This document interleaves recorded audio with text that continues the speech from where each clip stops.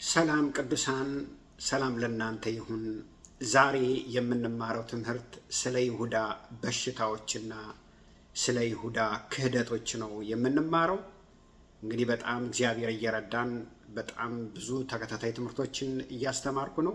በዚህ ቻናል ውስጥ ከ600 በላይ የሚሆኑ ትምህርቶች አሉ። እነሱን እያያችሁ ሰብስክራይብ እንድታደርጉ፣ ላይክ እንድታደርጉ፣ ሼር እንድታደርጉ፣ ኮሜንት እንድትጽፉ፣ እንደገና ደግሞ የደወል ምልክቱን እንድታበሩ። ምክንያቱም ከዚህ በኋላ በጣም ብዙ ትምህርቶችን ለማስተማር ወደ እናንተ ለማቅረብ እየተዘጋጀው እየጸለይኩ ነው። ገና ብዙ ትምህርቶችን አስተምራለሁኝ። እናንተ ደግሞ ይሄንን በማድረግ አገልግሎቱን መደገፍ ትችላላችሁ። የምትጽፉት ኮሜንት ያበረታታኛል።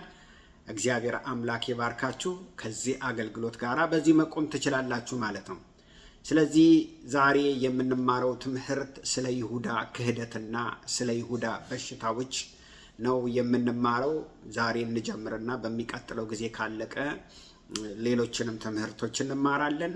ከእግዚአብሔር ቃል አንድ ክፍል አነብና እንጸልያለን።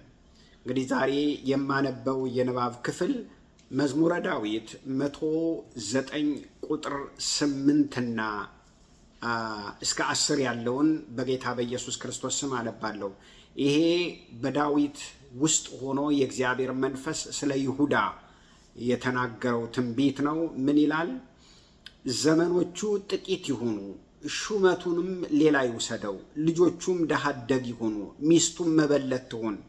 ልጆቹም ተናውጠው ይቅበዝበዙ፣ ይለምኑም፣ ከስፍራቸውም ይባረው እያለ እንዳለ ሙሉ ለሙሉ ይሄ 109 ስለሱ የሚናገር ቃል ነውና እንጸልያለን። እናመሰግንሃለን አባት ሆይ፣ ስምህ የተባረከ ይሁን። እግዚአብሔር ሆይ አሁን ደግሞ ቃልህን ስንማር እንድትረዳን እንድታግዘን እንጸልያለን። የቃልህን ፍች እንድታበራልን እንጸልያለን። ከሁሉ የማንሰው ልጅህን ደግሞ እኔ እንድታስበኝ እንጸልያለሁ። በጌታ በኢየሱስ ክርስቶስ ስም አሜን።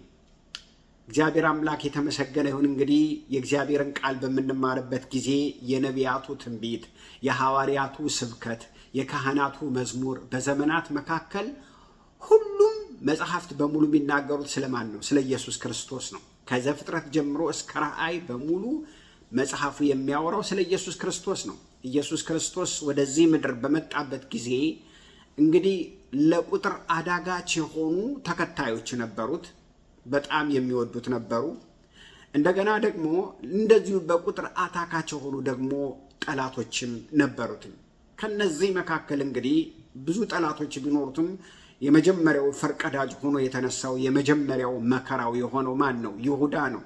እንግዲህ ስለ ይሁዳ መጽሐፍ ቅዱስ በተለይ ወንጌላውያን አራቱ የወንጌል መጽሐፎች ብዙ አያወሩም። ዋና ኬዝ ነው ግን ብዙ አያወሩለትም። ለምሳሌ ከስሙ በመጀመር ብንነሳ እንግዲህ ከብሉይ ኪዳን ያዕቆብ የአብርሃም የልጅ ልጅ የሆነው ያዕቆብ 12 ልጆችን እንደወለደ የእግዚአብሔር ቃል ይናገራል። ከሁለቱ ሚስቶቹና እንደገና ደግሞ ከሁለቱ ሰራተኞቹ 12 ልጆች፣ አንድ ሌላ 13ኛ የተወለደች ዲና የምትባላለች። ግን የእስራኤል ነገድ ወይንም የእስራኤል አባቶች ተብለው የሚጠሩት ያዕቆብ የወለዳቸው 12ቱ ልጆች ናቸው። እና ከሊያ የተወለደው አራተኛው ልጅ እንግዲህ እግዚአብሔር በራሄል እና በሊያ መካከል ያዕቆብ ሚስቶች ስለነበሩ እህትማማቾች ናቸው።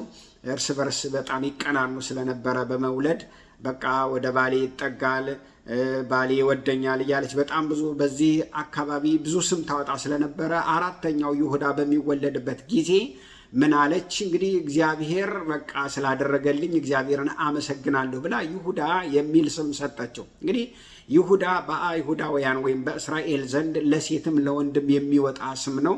በጣም የተወደደ ስም ነው። ትርጉሙ ምስጋና ማለት ነው። እና ከሱ በኋላ እንግዲህ በጣም ሌሎች ብዙዎች ተወልደዋል። እነ ስምዖን፣ እነ ይሳኮር፣ እነ ዛብሎን፣ እነ ዳን፣ እነ ንፍታሌም ሌሎችም ብዙ ተወልደዋል። ነገር ግን ይሄ ስም ከዛ በኋላ በድጋሚ አልተጠራም። ምክንያቱም ይሄ ስም ሁልጊዜ ይሁዳ የሚለው ስም በተነሳ ቁጥር ከጌታችን ከኢየሱስ ክርስቶስ ጋራ 30 ብሩ ስለሚነሳ ለስድብም ነው የምንጠቀምበት። ይሁዳ አንተ ይሁዳ ብለን አንተ እንትናን ሸጥክ ምናምን እያለን ብዙ ጊዜ እንጠቀምበታለንና የትም ብትሄዱ ይሄ ስም አይወጣም። ሰው ልጅ በሚወልድበት ጊዜ ይህን ስም አያወጣም። ለምሳሌ ሮቤል፣ ስምዖን፣ ሌዊ፣ ይሳኮር፣ ዳን፣ ንፍታሌም ተብሎ ስም ይወጣል። ይሁዳ ተብሎ ግን አይወጣም። ለምሳሌ አሁን ይሁዳ ነው እንጂ አሁን ተብሎ ስም የማይወጣው ዳንኤል የሚባል ለምሳሌ ገንዘብ የሰረቀ ሌባ ቢኖር አንድ ሰው ልጅ ሲወልድ ዳንኤል ብሎ ስም ያወጣል። ምክንያቱም የሌባ ስም ነው ብሎ ይሄንን ስም አይተውም። ምክንያቱም የሚጠራ ስም ስለሆነ ጌታን የሸጠ ስም ብለው በቃ የይሁዳን ስም ብዙ አይጠቀሙትም። ያው ብዙ ጊዜ የክህደት የሌብነት ያውም ጌታውን አሳልፎ የሰጠ በ30 ብር የሚል ስላለ ስሙ ምስጋና ነው ትርጉሙ። ግን ከተግባር ጋር ስለሆነ ይህንን ስም ማንም አይጠቀምም። ይሁዳ ስሙን ይዞት ነው የሞተው። እንግዲህ በአዲስ ኪዳን ለምሳሌ በጣም ብዙ ይሁዳዎች ተጠርተዋል። ኢየሩሳሌምን ብትሄዱ በይሁዳ የተጠሩ በጣም ብዙ ስሞች አሉ። ነገር ግን እንደው ለምሳሌ ሁለቱን አንስተን ከመጽሐፍ ቅዱስ ብንመለከት አንደኛው ይሁዳ የጌታችን የኢየሱስ ክርስቶስ ወንድም የይሁዳን መልእክት የጻፈው ነው። ሌላው ይሁዳ ግን ይሄ ያስቆረቱ ይሁዳ ተብሎ መለያ ተደርጎለታል። ለምንድን ነው ያስቆረቱ ይሁዳ የተባለው? ይሄ አስቆረቱ ይሁዳ ከእሽቃሪየት ከሚባል ከተማ የመጣ ነው። እሽቃሪየት ከምትባል ከተማ ነው። እንግዲህ ለመለየት በቃ ይሁዳዎችን ለመለየት የወጣ ስም ነው ማለት ነው። ልክ አሁን ኢየሱስ ክርስቶስን ኢየሱስ የሚባል ብዙ ስም ስላለ አዳኝ ማለት ነው። ኢያሱ የሚለው ለምሳሌ አዳኝ ማለት ነው። ልክ እንደዚሁ ተመሳሳይ ስሞች ስላሉ ይለዩቸዋል። የናዝሬቱ ኢየሱስ ያሉት ከናዝሬት የመጣ ለማለት ነው። ለምሳሌ መግደላዊት ማርያም፣ ሌሎችም በኢየሱስ ክርስቶስ አካባቢ ሌሎችም ማርያሞች ነው። የጌታ እናት አለች፣ የዮሐንስ እናት አለች፣ ሌሎችም ማርያሞች ነበሩና ለመለየት መግደላዊት ማርያም ከመግደላ የመጣች ማለት ነው። ስለ ይሁዳም ምንድነው? ከእሽቃሪየት የመጣ ልክ በደቡብ ኢየሩሳሌም አካባቢ የምትገኝ ከተማ ናትኝ። ከዛ የመጣ ለማለት ነው። ልክ ለምሳሌ የናዝሬቱ ይሁዳ እንደማለት ነው። የሻሸመኔው ይሁዳ ተብሎ ልክ እንትን እንደሚባለው ከእሽቃሪየት የመጣ ይሁዳ ማለት ነው። በሀገሩ ነው የጠቀሱት፣ በሀገሩ ስም ነው የጠቀሱት። ይህንን ስም ግን ይዞት ሞተ። በቃ ሌላው እንዳይጠቀምበት እንኳን ከሰራው ስራ የተነሳ ምን አድርገው ገደለው። እንግዲህ ከሐዋርያቱ 11ዱ ከገሊላ ነው የመጡት። ይሄ ይሁዳ ግን ከገሊላ አይደለም የመጣው። ይሁዳ እንደምታውቁት ከእሽቃሪየት ነው የመጣው። የከተማ ልጅ ነው። በዛ ላይ በጣም ዘናጭ ነው፣ ጆሊ ነው፣ የከተማ ልጅ ነው። ለምሳሌ ጌታ ኢየሱስ ክርስቶስ ማቴዎስን የገንዘብ ያዥ አድርጎ ማቴዎስን ማስቀመጥ ሲገባው ይሁዳን አስቀመጠው። ለምንድን ነው ይሁዳን የገንዘብ ሚኒስትር ያደረገው በምንልበት ጊዜ ለምሳሌ አሁን ሾፒንግ ቢሄድ የሚገዛውን ዕቃ ያውቃል፣ ጠቅ አድርጎ ቶሎ ይመጣል። ሌሎቹ ምን ያደርጋል? ይምታታባቸዋል። የከተማ ልጅ ነው፣ በጣም ሁሉ ነገሩን ያውቃል። ሌሎቹ የገጠር ልጆች ናቸው፣ አሳጥማጆች ናቸው፣ የነቁ አይደሉም፣ የተማሩ አይደሉም። እሱ ግን የከተማ ልጅ ነው፣ የአራዳ ልጅ ነው። ስለዚህ ኢየሱስን ስለ ይሁዳ ብትጠይቁትኝ በጣም በይሁዳ ላይ በጣም ይተማመን ነበር። አንደኛ ምን ብሎ ይጠቅሰዋል? ይሁዳን በጣም የሚገርማችሁ የታመንኩበት ነው ይለዋል። በጣም የታመንኩበት ነው። ምን ማለት ነው? የታመንኩበት ማለት በቃ በማንኛውም መንገድ በሱ በቃ እተማመናለሁ የሚል ስም። ከዛ ሁለተኛ የሰላሜ ሰው ነው። ምን ማለት ነው? የሰላሜ ሰው ነው ማለት በሄደበት ቦታ ሁሉ፣ እኔም ባለሁበት ቦታ ሁሉ እኔን ሙሉ ለሙሉ ፕሬዘንት ማድረግ የሚችል መግለጥ የሚችል ማሳየት የሚችል እሱ ነው የሚል ነው የሰጠው። እና በጣም የሚገርማችሁ እኔን መግለጥ ይችላል፣ በሄደበት ቦታ ሁሉ እኔን ማሳየት ይችላል። ከዛስ የሰላሜ ሰው ነው፣ እንጀራዬን የበላ ነው። እንጀራ እንግዲህ በአይሁዳውያን ዘንድ በጣም ቤተሰብ ከሆነ ፋሚሊየር ከሆነ ሰው ጋር ነው የምትበሉት እንጂ ካገኛችሁት ጋር መጽሐፍ ቅዱስ እንዳትበሉም ብሎ ያዛል። በአዲስ ኪዳንም በብሉይ ኪዳንም አንደኛ ቆሮንቶስ ምዕራፍ 5ን ልታነቡ ትችላለች። ቤተሰብ ከሆነ በጣም ቅርብ ከሆነ በእምነቱ ተመሳሳይ ከሆነ ሰው ነው። እና በጣም የሚገርማችሁ ኢየሱስ ክርስቶስ የሰላሜ ሰው ነው፣ የታመንኩበት ነው፣ እንደገና ደግሞ እንጀራዬን ከኔ ጋር አብሮ የበላ ነው ይላለኝ። ይሄንን ብሎ ነው በቃ ኢየሱስ ክርስቶስ ይሁዳን የሚያስተዋውቀው። የሚገርማችሁ ኢየሱስ ክርስቶስን ሊይዙት ሲመጡ ይሁዳ አሳልፎ ሊሰጠው ሲል ኢየሱስ ክርስቶስን በጣም ከመቅረቡ የተነሳ በጣም የታመነበት ከመሆኑ የተነሳ ምንድን ነው ያለው? ተጠንቅቃችሁ ያዙት ነው ያለው። ምክንያቱም ይሁዳ በደንብ ኢየሱስ ክርስቶስን ያውቀዋል። ለምንድን ነው እንደዛ ያለው? ኢየሱስ ክርስቶስ ብዙ ጊዜ ሊይዙት ሲመጡ በመካከላቸው አልፎ ሄደ ይላል። እንደማይያዝ ያውቃል። ይሁዳ ኢየሱስን ልክ ምኑ ጋር ቢያዝ ማምለጥ እንደማይችል ያውቃል። ኢየሱስ የቱ ጋር ቢያዝ እንደማያመልጥ ያውቃል። ስለዚህ በደንብ ነው ኢየሱስ ክርስቶስን የሚያውቀው። ለዚህ ነው ኢየሱስ የሰላሜ ሰው ነው ብሎ ምን ያደረገው? ቅርብነታቸውን፣ አንድ ላይ መሆናቸውን የሚያሳይ ምስክርነት የሰጠው። እንግዲህ ይሁዳ ዋናው ስራው ገንዘብ መያዝ ነው። ገንዘብ ሚኒስትር ነው። ገንዘብ ይይዛል። ገንዘቡ ከየት ነው የሚመጣው በምንልበት ጊዜ ደግሞ ኢየሱስ ክርስቶስ በተለያየው ያው ኢየሩሳሌም አካባቢ ነው ያገለገለው። በተለያየ ቦታ ሄዶ በሚያገለግልበት ጊዜ ሰዎች ከአገልግሎቱ ከተጠቀሙ በኋላ ለምሳሌ አጋንንት ከወጣላቸው በኋላ፣ ከተፈወሱ በኋላ፣ ተአምራት ከተደረገላቸው በኋላ ገንዘብ ይሰጣሉ። ዛሬም በቤተ ክርስቲያን መባ፣ አስራት ይሰጣል። መጽሐፍ ቅዱሳዊ ነው እና ሰዎች ገንዘብ ይሰጣሉ። ለምሳሌ ሉቃስ ምዕራፍ 8 ያቺ ማርያም መጣች፣ መግደላዊት ማርያም መጣችና አጋንንት ወጣላት። ከዛ በኋላ 7 አጋንንት ወጣላት፣ ተፈወሰች። ከዛ በኋላ በገንዘቧ ታገለግለው ነበር ይላል። ገንዘብ ያመጣሉ። ይሁዳ ገንዘብ ይይዛል። ስለዚህ ኢየሱስን ከማስያዙ ከጥቂት ሰዓት በፊት በለምጻሙ ቤት ኢየሱስ ክርስቶስ ምግብ እንዲበላ ተጋብዞ ሄዶ ነበረ። በቢታንያ ማለት ነው።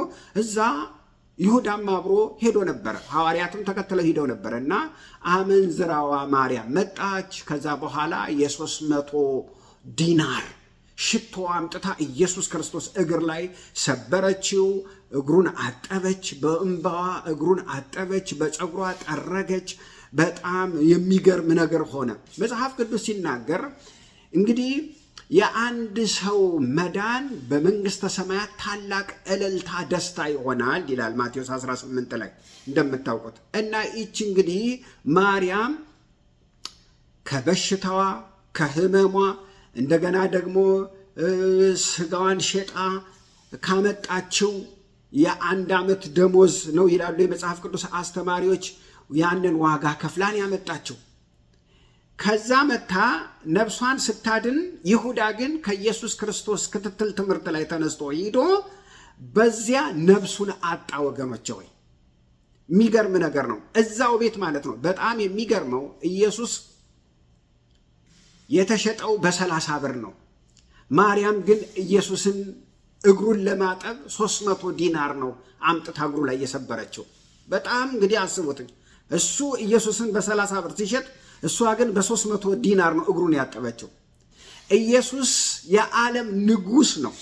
ብሩ ወርቁ የሱ ነው። እንግዲህ በከበረ ነገር እንኳን አይደለም የሸጠው፣ በርካሽ ነው የሸጠው። ማቴዎስ ምዕራፍ 26 ላይ ሄደን በምናነብበት ጊዜ አሳልፎ ሲሰጠው ያለው ምንድን ነው? ምን ያህል ትሰጡኛላችሁ? ስንት ትሰጡኛላችሁ? ዋጋ እንኳን አልተመነለትም ወገኖች ሆይ። በዚህን ያህል ወርቅ በዚህን ያህል ብር እንኳን አላለ። በርካሽ ነው። ምን ትሰጡኛላችሁ? ምንድን ነው ያለው? ዋጋ ሳይተምንለት በሰጣችሁኝ ሁሉ እሸጣለሁ ነው ያለው። ወገኖች ሆይ ይሁዳ ማለት እኮ ከኢየሱስ ክርስቶስ የተቀበለው ወገኖች ሆይ ስንት ነገር አለ። ተአምራቱ ወገኖች ሆይ ፈውሱ፣ አጋንንት ማውጣቱ፣ መፈወሱ፣ ድንቅና ተአምራት ማድረጉ እሱ ብቻ አይደለም። ኢየሱስ ክርስቶስ ብዙ ተአምራቶችን ሲያደርግ አይቷል። ሲፈውስ በጣም ብዙ ልዩ ልዩ መናፍስቶችን ሲያወጣ ወገኖች አይቷል። ግን ትኩረቱ ሁሉ በሙሉ ሁለንተናው ገንዘብ ላይ ነበረ የነበረው። እቅዱ ሁሉ፣ ፕላኑ ሁሉ ገንዘብ ላይ ነው የነበረው። ለምሳሌ እግዚአብሔር ቃል ሲናገር ዘካርያስ ምዕራፍ 13 ቁጥር 6 ላይ ምን ይላል? የጌታችን የኢየሱስ ክርስቶስ እጅ ዘካርያስ በትንቢቱ ቆስሎ ያየዋል። እጆቹ፣ ሁለቱ እጆቹ። ከዛ ምን ይለዋል? ምን ሆነህ ነው እጅህ የቆሰለው ብሎ ይጠይቀዋል። ኢየሱስም ሲመልስ ምን አለ? ይሄማ በወዳጆቼ የቆሰልኩት ቁስለት ነው ይላል። ስለዚህ ኢየሱስ ክርስቶስ የመጀመሪያው የቆሰለው ቁስለት በወዳጆቹ ያውም ከሐዋርያቱ መካከል በይሁዳ የቆሰለው ቁስለት ነው። አንደኛው ቁስለት ወገኖች ሆይ በእጅ የመጣ ቁስለት ነው። ምን ማለት ነው? በመጨባበጥ እኔ ከአንተ ጋር ነኝ አይዞ ብሎ ወገኖች ዝም ብላችሁ ያገኛችሁትን አጨብጡ። ስለዚህ ጨብጦ ያቆሰለው ቁስለት ነው። ዮሐንስ ስለ ይሁዳ ሲናገር የተሰበረውን ሽቶ 300 ዲናር ነው ብሎ አወጣለት ይላል ይሁዳ። ከዛ በኋላ ዋጋ እንኳን ያውቃል፣ ምክንያቱም የከተማ ልጅ ነዋ። ከዛ በኋላ ለምንድን ነው ይሄ ለድሃ ተሸጦ የማይሰጠው? እንዴት እንደዚህ ገንዘብ ታከስራላችሁ በሚልበት ጊዜ ለድሃ አዝኖ ሳይሆን ይሁዳ ሌባ ስለነበረ ነው ይላል። ሁልጊዜ ይሁዳ ማለት ሂሳብ ይሰራል፣ ሂሳብ ያወጣል። ምን ይላል? ሰብአዊ እርዳታ ከነፍስ ይበልጣል። ሰብአዊ እርዳታ ነው እንጂ የሚበልጠው ምንድን ነው ይሄ ገንዘብ የምታፈሱት ብሎ ሰብአዊ እርዳታ ከነፍስ መዳን ይበልጣል የሚል ነው። ስለዚህ የመጀመሪያው የይሁዳ በሽታ ገንዘብ መውደድ ነበር ማለት ነው። ገንዘብ መውደድ ወገኖች ሆይ እንደ ብሬን ቲዩመር ነው። ምን ማለት ነው? ቲዩመር ወገኖች ሆይ አብጧል፣ ውስጣችሁ አይታይም፣ ግን ሰውየው ምን ሆኗል? ታሟል፣ ያልበዋል፣ አቅም ያሳጣዋል፣ ያደክመዋል። ልክ ገንዘብ መውደድም ልክ እንደዚሁ ነው። መጽሐፍ ቅዱስ ሲናገር ምን ይላል? አንደኛ ጢሞቴዎስ ምዕራፍ 6 ላይ ገንዘብን መውደድ የክፋት ሁሉ ስር ነው ይላል። የክፋት ሁሉ ምንጭ ነው። ክፋት፣ አመፅ፣ ነፍስ ገዳይነት፣ ሐሰተኝነት፣ ጥላቻ፣ ቅንዓት፣ ሌሎቹም ነገሮች ሁሉ ከገንዘብ ጋር የተያያዙ ነገሮች ናቸው።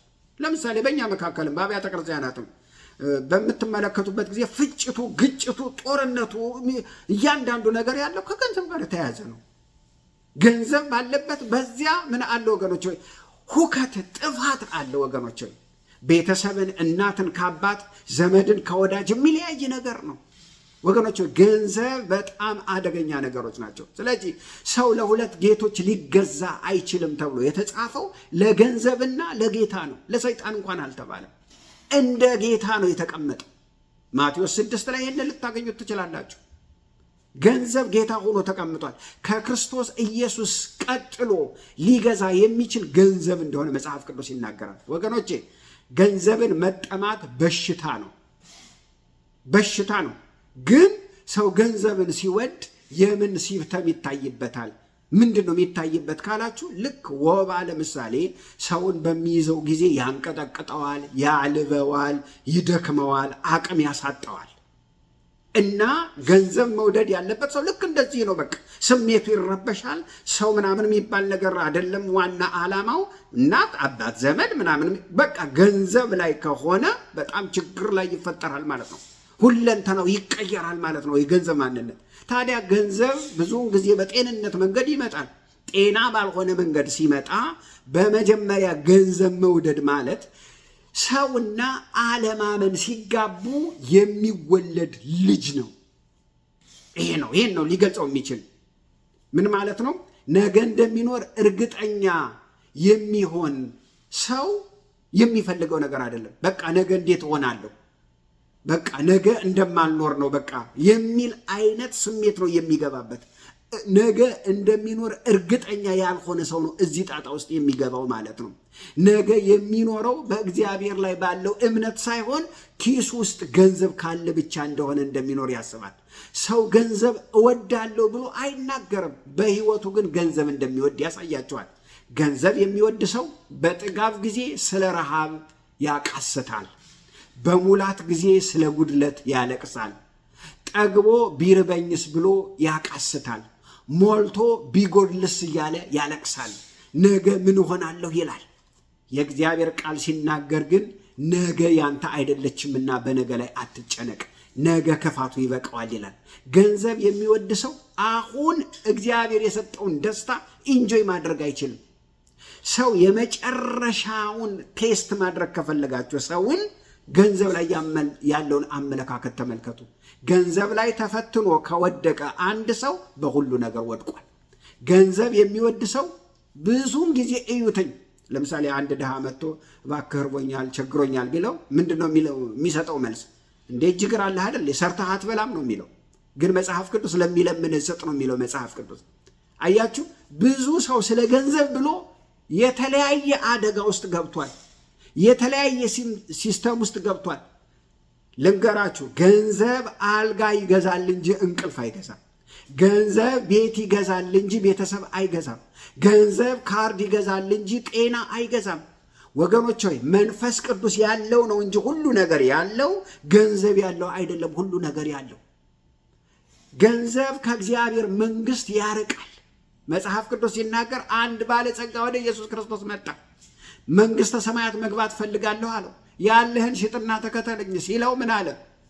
እያዘነ ኢየሱስ ክርስቶስን ጥሎት ሄደ ይላል። ገንዘብ ከመንግስተ ሰማያት ያርቃል። ለምሳሌ እግዚአብሔር ቃል ሲናገር ዘጸአት ምዕራፍ 22 ቁጥር 25 እስከ 27 ምን ይላል?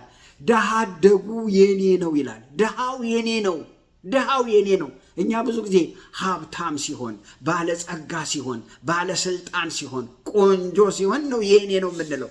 እግዚአብሔር ግን ምን አለ? ድሃው የኔ ነው። ለምሳሌ ገንዘብ ታበድረውና ገንዘቡን በጊዜው ሳይመልስልህ ቢቀር ከላዩ ላይ ልብሱን ብትወስደው ብርድ ቢመታው ያን ጊዜ ሂሳብህን ከኔ ታገኛለህ ይላል። እኔ ነኝ የምቀጣ ይላል መጽሐፍ ቅዱስ። አያችሁ፣ የገንዘብ ችግር አሁን ብቻ አይደለም። መጀመሪያውም ክፍለ ዘመን እንደገና ብሉይ ኪዳንን ሁሉ የገንዘብ ችግር ያጥለቀለቀበት ጊዜ አለ። ሚክያስ ምዕራፍ 3 ቁጥር 11 ምን ይላል? አለቆቿ በግቦ ይፈርዳሉ፣ ካህናቶቿን በዋጋ ያስተምራሉ፣ ነቢያቶቿን በገንዘብ ያሟርታሉ ይላል። ሁሉም ነገር በገንዘብ ነበር ይፈጸም የነበረው። ላለው ሁሉ በሙሉ ጉዳዩ ይፈጸምለታል። አሁን የትም ቦታ ስትሄዱ ለምሳሌ አፍሪካ ሀገሮች ገንዘብ ማትሰጡ ከሆነ ጉዳያችሁ ሊፈጸም አይችልም። ነቢያቶቿ ገንዘብ ተቀብለው ነው መልካም ይሆንልሃል እያሉ የሚተነብዩት። አጥንት ለሰጣቸው ላበላቸው ይላል፣ እንደው ላቀረበላቸው ይፈርዳሉ፣ ይተነብያሉ። አይዞ ምንም አትሆንም መልካም ያደርግልሃል ይላሉ። አትሞትም ይሉታል፣ ይሞታል። አትሞትም አይዞ መልካም ይሆንልሃል እያሉ ደግሞ በእግዚአብሔር ላይ ይታመናሉ። ድፍረት። ይሁዳ ሐዋርያ ነው፣ ግን ሌባ ነው። አጋንንትን ያወጣል፣ ግን ሌባ ነው። በጌታ ስም ይጠራል፣ ተአምራት ያደርጋል፣ ግን ሌባ ነበረ። 3 ዓመት ተኩል ጌታን ተከትሎ ከከረጢቱ ገንዘብ ይወስድ ነበር፣ በየጊዜው ይወስድ ነበረ። ጌታ ስለማያውቅ ነው። ከዛሬ ነገ ይመለሳል ብሎ ተስፋ ያደርገው ስለነበረ ነው። ታዲያ ይሄ ብቻ አልበቃውም፣ ዳጎስ ያለ ገንዘብ ፈለገ። ስለዚህ ጌታን ሊሸጠው ተስማማ ማለት ነው። አልበቃኝም ብሎ ማለት ነው። ሄዶ ምን አለ? ምን ትሰጡኛላችሁ? ስንት ትሰጡኛላችሁ? አሳልፌ ልስጣችሁ አለ። የዓለሙን ጌታ ዋጋ እንኳን አላወጣለትም ወገኖች ወይ። ታዲያ ለምንድን ነው ኢየሱስ ክርስቶስን በ30 ብር የሸጠው? ወገኖች ወይ ዘሌዋውያን ላይ ሲናገር 30 ብር የባሪያ ዋጋ ነው ይላል። ይሁዳና የካህናት አለቆች ጌታችንን የገመቱት በባሪያ ዋጋ ነበረ። ይሄ የክፋታቸው ጥግ፣ የትዕቢታቸው መገለጫ ነበር ወገኖች ሆይ። የባሪያ ዋጋ ነበረ ይላል ዘሌዋውያን ላይ ሲናገር። አንደኛ 30 ብር የባሪያ ዋጋ ስለሆነ፣ ሁለተኛ ይሄ ትንቢት መፈጸም ነበረበት። ኢየሱስ ክርስቶስ በ30 ብር መሸጡ ትንቢት ስለነበረ መፈጸም ነበረበት ወገኖች ሆይ። ምክንያቱም የእግዚአብሔር ቃል ሲናገር ኢየሱስ ክርስቶስ ከመወለዱ ከ500 ዓመት በፊት ዘካርያስ፣ ነቢዩ ዘካርያስ ምዕራፍ 11 ቁጥር 12 እስከ 13 ምን ይላልኝ? ዋጋዬን ስንት ትሰጡኛላችሁ ብሎ ጠየቀ ይላል። እና እነሱም 30 ብር ምን አደረጉ? ተመኑለት ይላል። ልክ ይሁዳም ምን ትሰጡኛላችሁ ብሎ ልክ ሲጠይቃቸው የካህናት አለቆችን የአይሁድ መሪዎች 30 ብር መዘኑለት ይላል። ይሁዳም ያን ጥንታዊ ዋጋ፣ የንቀት ዋጋ በአዲስ ኪዳን ደገመው ማለት ነው። ጌታም እያወቀ 3 ዓመት ተኩል አብሮት ተከትሎ እያወቀ በ30 ብር አሳልፎ ሰጠው ማለት ነው። ወገኖች ሆይ ይሄ መጽሐፍ ቅዱስ የሚናገረው ነው። ጌታ ለይሁዳ እስከ መጨረሻው ጥግ ድረስ ይመለሳል ብሎ ይጠብቀው ነበረ። አቤት የጌታ ምሕረት! እያወቀ ከዛ እንዳልተመለሰ ሲያየው ምን አለ? ባልተወለደ ይሻለው ነበር አለ። ነገር ግን ይሁዳ የወሰደው 30 ብር የደም ዋጋ ተብሎ ተመዘገበ። 30 ብር ተቀብሎ ልክ ከረጢቱ ውስጥ ሲከት የከተተው ሞትን ነበረ። 30 ብር ለይሁዳ ሀብታም አላደረገውም። ሰላሙንና ነፍሱን የዘላለምን ሕይወት ነጠቀው እንጂ ወገኖች ሆይ ሰላም አላመጣለትም።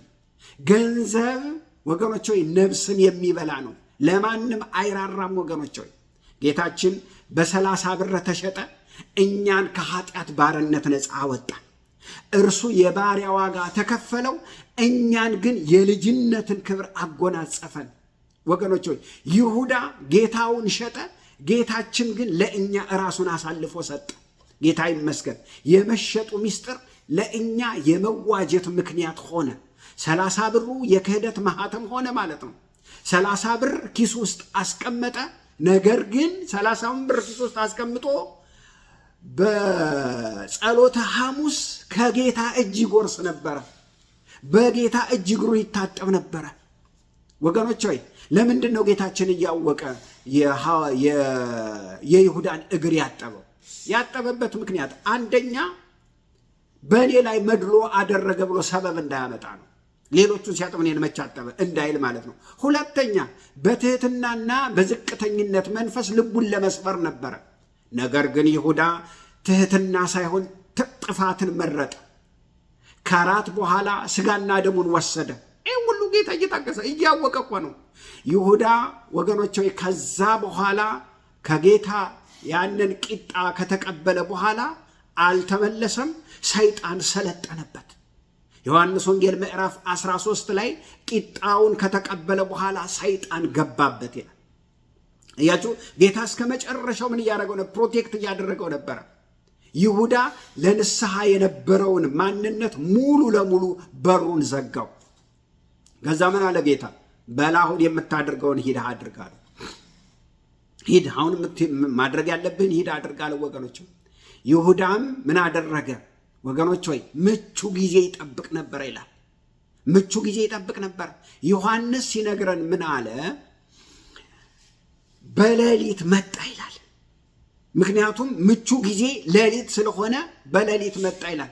ለምንድን ነው በሌሊት የመጣው? ለምንድን ነው ጨለማን የመረጠው? ወገኖች ሆይ ክፉ ሰዎችና የአጋንንትን ስራ የሚሰሩ የጨለማን ስራ የሚሰሩ ሰዎች ጨለማን ነው የሚመርጡት። ዮሐንስ ወንጌል ምዕራፍ 3 ቁጥር 19 እስከ 21 ድረስ ጽድቅን የማያደርጉ መልካምን ስራ የማይሰሩ የጨለማን ስራ የሚሰሩ ጨለማን ይመርጣሉ ይላል። በጨለማ ነው ስራቸውን የሚሰሩት። ጌታም በዳዊት ውስጥ ሆኖ ምን አደረገው? እንዳልተመለሰ ባየ ጊዜ ረገመው። መዝሙረ ዳዊት ያነበብኩላችሁ 109 በቅንፍ ቁጥር 8 እስከ 10 ድረስ ምን ይላል? ሹመቱ ጥቂት ይሁን፣ ሹመቱን ሌላ ይውሰደው፣ ልጆቹ ድሃ አደግ ይሁኑ፣ ሚስቱ መበለት ትሁን፣ ልጆቹም ይናወጡ፣ ይቅበዝበዙ፣ ይለምኑ፣ ከስፍራቸው ይባረሩ ብሎ ወገኖች ረገመው ይላል። እሱ ያደረገው ነገር ለቤተሰብ ሁሉ ነው የተረፈው። ይሁዳ ከጌታ እጅ ወጥቶ ከነፍሰ ገዳዮች ጋር ተቀላቀለ። ይሁዳ በዚያች ሌሊት ወጥቶ ሄዶ ጭፍሮቹን ሁሉ ምን አደረገ? ኢየሱስን የሚገሉትን ሰበሰበ። ጌታም እንደሚያዝ ሰዓቱ በደረሰ ጊዜ ወደ ጌተ ሰማኒ ወጣ። ከዚያስ የደም ላብ እያላበው አቃሰተ፣ ጸለየ። ወገኖች አለቀሰ፣ ተጨነቀ። ገዳዮቹን እየመራ መጣ በዚያ ሌሊት። ከዛስ እንዳትሳሳቱ አላቸው። ምልክት እሰጣችኋለሁ፣ እንዳትሳሳቱ፣ ሌላ ሰው እንዳትይዙ፣ እኔ የምስመው ነው፣ እሱን ነው መያዝ ያለባችሁ፣ በጥንቃቄ ያዙት አለ። ወገኖች ሆይ መሳም በተለያየ አገር ውስጥ የፍቅርና የትህትና የሰላም ምልክት ነው። ጳውሎስም ሲናገር ምን አለ? በተቀደሰ አሳሳም እርስ በርሳችሁ ሰላምታ ተሰጣጡ አለ። ይሁዳ ግን ይህንን ቅዱስ ተግባር ለሞት መሳሪያ አድርጎ ተጠቀመበት። ሄዶ ኢየሱስን ሳመው። ወገኖች ሆይ ተጠቀመበት። የክርስቶስ መለኮታዊ አካል ከንፈሮቹ ሲነቁ፣ ነገር ግን በልቡ ውስጥ ገዳይ ሰይፍ ነው የነበረው። በአፉ ይስማል፣ ልቡ ውስጥ ግን ሰይፍ ነው የነበረው። ከዛስ ጌታ ይሁዳን ሲስመው ልክ ጌታ ኢየሱስ ክርስቶስን ሳም ሲያደርገው እንዴት ብሎ ፊቱን እንኳን አላዞረበትም። ለምንድን ነው ያላዞረበት? አሁንም እንኳን እንደገና ልቡ ተሰብሮ ይመለስ ይሆናል ብሎ ይጠብቀው ነበር። ወገኖች ጌታ ኢየሱስ ክርስቶስ ያለው ምንድን ነው? በጣም በቀላሉ ይሁዳ ሆይ የሰውን ልጅ አሳልፈ በመሳም ትሰጣለህን አለ። ይሄ ጥያቄ ወገኖች ሆይ የፍርድ ቃል አይደለም፣ የርህራሄ ነው፣ የሐዘኔታ ነው። ምን ማለት ነው? የእኔን ስጋና ደም በልተህ ከእኔ ጋር አብረህ እንጀራ ቆርሰህ እግርህን አጥቤ፣ ከዚያስ ይሄ ከንፈር እኮ የእኔን ስጋና ደም ወስዷል፣ አሁን እንዴት ለክህደት ትጠቀምበታለህ ነው እያለ ያለ። የህሊና ወቀሳ ነው እየተናገረው ያለው። ይሁዳ ግን በመሳም ጌታውን አሳልፎ ሰጠ። ብርሃን በጨለማ እውነትን በሐሰት ጌታውን በሳንቲም ለወጠው። ያቺ መሳም በታሪክ ውስጥ የይሁዳ መሳም ተብላ ወገኖች ሆይ የተመዘገበች ሪካርድ ናት። መርገምን ይዛ መጣች። መሳሟ አበቃ፣ ጌታችንም ተያዘ። ይሁዳ ግን ከዚያች ሰዓት ጀምሮ ሰላም ከእርሱ ተለየው። ወገኖች ሆይ የሰራው ግፍ እንደ እሳት ይለበልበው ጀመር። ጌታችንም በአይሁድ ሸንጎ ፊት ተላልፎ ተሰጠ። ሲገረፍ ሲተፋበት ወገኖች ሆይ ብዙ ዋጋ ሲከፍል ለሞት ተላልፎ የሞት ፍርድ ሲፈረድበት ያን ጊዜ ይሁዳ ተመለከተ፣ አጠገቡ ነበረ፣ ተጸጸተ። ነገር ግን ያ ጸጸት ወደ ሕይወት የሚመራ ወደ ንስሐ የሚመራ ሳይሆን ወደ ሞት የሚወስድ የተስፋ መቁረጥ የሐዘን ነበር። ወገኖች ሆይ ይሁዳ ኃጢአቱን አመነ፣ በደሉን አወቀ። ነገር ግን ይቅር ባይ የሆነውን አምላክ ምን አደረገ? ረሳ። የኃጢአት ክብደቱ ከእግዚአብሔር ምሕረት በላይ እንደሆነ አሰበ። በዚች ምሽት ጴጥሮስ አብሮ እሱም ክዷል። ነገር ግን ስቅስቅ ብሎ ወደ ጌታው ሲመለስ ይሁዳ ግን ፈጽሞ እየራቀ ሄደ። ወገኖች ሆይ ምሕረትን ማገኝ አይመስለኝም አለ፣ ተስፋ ቆረጠ። ስለዚህ ይሁዳን የገደለው የሰራው ኃጢአት ብቻ ሳይሆን ጌታ ይቅር ባይ አይደለም ብሎ አለማመኑ ነው። ይቅር አይለኝም ብሎ አለማመኑ ነው። ይሁዳ የራሱን ኃጢአት በራሱ ተሸከመ፣ ብቻውን ተሸክሞ ሞተ። ለጌታ ንስሐውን ከማቅረብ ይልቅ ይሁዳ የ30 ብር የተቀበለውን የህሊና ክስ ይዞ ወጣ። ያ 30 ብር እንደ እሳት ያንገበግበው ጀመር። በስስት የሰበሰበው ያ ገንዘብ ወገኖች ሆይ የገሃነም መግቢያ ሆነው ማለት ነው። ጌታችን ይመለሳል ብሎ ጠበቀው። ወደ ንስሐ ከመግባት ይልቅ ወደ ሞት እየተንደረደረ ሄደ። ተስፋ መቁረጥ ገባ። ሰይጣን ኃጢአት ከመስራታችሁ በፊት ምንም ችግር የለም ምን ንስሐ ትገባለህ ወገኖች። ኃጢአት ካደረጋችሁ በኋላ ግን ጌታ ምሕረት አያደርግልህም፣ ብትሞት ይሻልሃል ብሎ ነው ተስፋ የሚያስቆርጣችሁ። ይሁዳንም በዚህ ወጥመድ ውስጥ ነው የጣለው። የህሊናውን ጩኸት ሊቋቋመው አልቻለም። ያ በስስት ተቀብሎ በልብሱ ውስጥ ደብቆ ያስቀመጠው ገንዘብ አሁን እንደ ጋለ ብረት እጁን ያቃጥለው ጀመር። ወደ ጌታ መምጣት ሲገባው ወገኖች ሆይ ወደ መጥፎ ህይወት ወደ ረዱት ወደ እነሱ ሄደ። ከዛ በኋላ ተጸጽቻለሁ አለ። የካህናት አለቆች የራስ ጉዳይ አሉት። እኔ ንጹሕ ሰው ነው አሳልፌ የሰጠሁት አለ። መሰከረ። እሱ እንኳን ንጹሕ ሰው ነው አለ። ወገኖች ሆይ ክፉ ሰዎች ባህሪያቸው እንደዚህ ነው። ይሁዳ ንጹሕ መሆኑን ቢመሰክርም ወገኖች ሆይ ሊቀበሉት አልቻሉም። ምን አሉ? የራስህን ኃጢአት ራስህ ተሸከምበት አሉ። ይህ ቃል ለካህናቱ ትልቅ ምስክርነት ነበረ። ጌታ ንጹሕ መሆኑን ሲመሰክርላቸው ትልቅ ምስክርነት ነበረ ወገኖች ሆይ። እነሱ ግን የራስህ ጉዳይ አሉት። ይሄ የጭካኔ ቃል በታሪክ ውስጥ ለአንዴና ለመጨረሻ ጊዜ ሪከርድ ሆኖ ተቀምጧል። ለኃጢአትህ እንተባበራለህን እንጂ እኛ ኃጢአትህን አንሸከምም አሉት ማለት ነው። እናም ይሁዳ ብሩን መለሰ። ለህሊናው ግን እረፍት ስላልሰጠው ያደረገው ምንድን ነው ወገኖች ሆይ? ያንን ብር የመለሰው ለፍቅር ሳይሆን ለጭንቀቱ ነበረ፣ ለእረፍቱ ነበረ። እና ቢመለስበት ህይወት ያገኝ ነበረ። ካህናት ብሩን ተቀበሉ፣ ጌታውንም አልለቀቁ። ቢለቁ ምናልባት ትንሽ እረፍት ያገኝ ነበረ። ይሁዳ ግን ያንን ባየ ጊዜ ወገኖች ሆይ ብሩንም ተቀብለው ጌታቸውንም ለሞት አሳልፈው እንደሰጡ ባየ ጊዜ ይሁዳ ተስፋ ቆረጠ፣ ሐዘን ላይ ወደቀ። ገንዘብ ባዶ መሆኑን ሲረዳ ብሩን ወሰደና ቤተ መቅደስ ውስጥ በተነው ይላል። ካህናት የራሳቸውን ሕግ አወጡ። ይሄ የመጣ ብር የደም ዋጋ ነው አሉ። መባ ውስጥ አይገባም አሉ። ጌታን ለመግደል ብር መቀበል ኃጢአት አይደለም። ያንን ገንዘብ መባ ሳጥን ውስጥ መክተት ግን ኃጢአት ነው አሉ። ወገኖች ሆይ ይሄ በጣም ግብዝነት ነው። መጨረሻ በዚያ ብር ምን አደረጉ ይላል? የሸክላ መሬት ገዙበት ይላል። ያም ስፍራ እስከ ዛሬ ድረስ አኪልዳማ ወይንም የደም መሬት ተብሎ ተጠራ ይላል። የሐዋርያት ሥራ ምዕራፍ 1 ላይ ታገኙታላችሁ። ይሁዳ ሐዋርያነቱን አጣ፣ ጌታውን አጣ፣ አገልግሎቱን አጣ፣ ነፍሱን አጣ። አሁን የደም ዕዳ አለበት። ሰይጣን በዚህ ገንዘብ ፍቅር አታገኝ፣ ሞት ይገባሃል አለው። ጌታህን ሽጠሃል፣ ተዋርደሃል፣ አንተም በደለኛ ነህ አለው። ወገኖች ሆይ ይቅርታ የለህም አለ። ወደ ሞት አንደረደረው። ሞት ሸተተው ማለት ነው። እና ይሁዳ ራሱን ለመስቀል ወሰነ። ይሄም የሆነው በሰይጣን መሪነት ነው። ንስሐ ከመግባት ይልቅ ሞትን አሸተተ። የጥፋትን ዋጋ አገኘ ማለት ነው። ስለዚህ ሄዶ ምን አደረገ? ተሰቀለ። ልክ ሲሰቀል ደግሞ ገመዱ ተበጠሰ። ሲወድቅ ደግሞ አንጀቱ ተዘርግፎ ሞተ። ወገኖች ሆይ እና የሐዋርያት ሥራ ምዕራፍ 1 ቁጥር 18 ላይ ምን ይላልኝ? ይሁዳ በመለሰው ብር በዚያ በገንዘቡ የሸክላ መሬት ተገዝቶ በዚያ ተቀበረ። ከዚያስ በዚያ በይሁዳ ምትክ ደግሞ ማቲያስ ተመረጠ ይላልኝ። ይሄ የሆነው ምንድን ነው? መዝሙረ ዳዊት 109 ቁጥር 8 እስከ 10 ዳዊት በትንቢት መንፈስ እንደተናገረ ሹመቱን ሌላ ይውሰደው እንዳለ ሹመቱ ለማቲያስ ተሰጠ ማለት ነው። እሱም እዛ ተቀበረ ማለት ነው። ከዛ ይሄ ብቻ አይደለም። እሱ የሞተበት ምድር የተቀበለበት ምድር ሌላ ሰው አይኑርበት ብሎ ተረገመ። ያም እንደዛው ሆነ ማለት ነው። ከዚህ ምንድን ነው ታዲያ የምንማረው ቁም ነገር ካልን ለሁላችንም እግዚአብሔር ደህንነትን ማዳንን ሰጥቶናል። እናስ እግዚአብሔር የሰጠንን የከበረ ነገር በተለያየ ቁሳቁስ እንዳንቀይረው፣ ህይወት እንዳናጣ፣ ህይወት እንዳይበላሽ፣ በጥቅማ ጥቅም ነገሮቻችን እንዳናበላሽ ከይሁዳ የምንማረው ይሄንን ነው። እግዚአብሔር አምላክ ማስተዋል ይስጠን።